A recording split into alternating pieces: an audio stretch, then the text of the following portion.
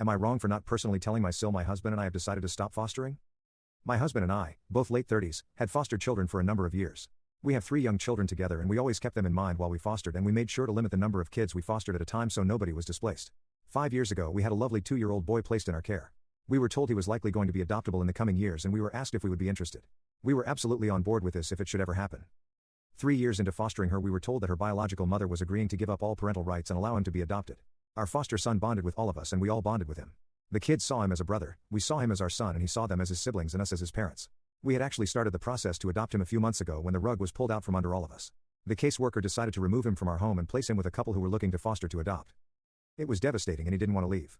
We asked for reasons why the decision was made and the caseworker said it had been decided that he would be better placed with parents who did not have any children. I did push back some and brought up how bonded he was with us all and how excited he was for the adoption, and I told her it would devastate him. She said he would recover and all would be fine. That he was young. And that they felt this was the best decision no matter how much he wanted to be with us and we wanted him with us. The thing is, with fostering, we always knew something like that could happen. But we never realized once the adoption process had started after parental rights were terminated that it could happen. This was devastating for all of us, and my husband and I agreed we could not risk this again. So we stopped fostering. It was a difficult decision because we loved helping kids. We loved offering them a safe space.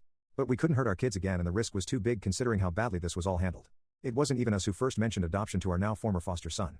It was the caseworker. I'm going off on a tangent right now. Sorry.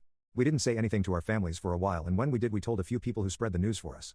One of those was my brother and he told his wife, SIL. SIL was angry that I didn't tell her directly myself. She was a foster kid and had been very for us fostering. When she found out she said I owed it to her to tell her face to face, and how dare I stop like that when I could help so many others. I explained to her the reasons but she did not want to hear them. She said there are kids out there with nothing and I'd rather protect kids who have everything. She has mentioned at least 3 times by now that I should have told her directly and I'm an off for not doing so. AITA for that?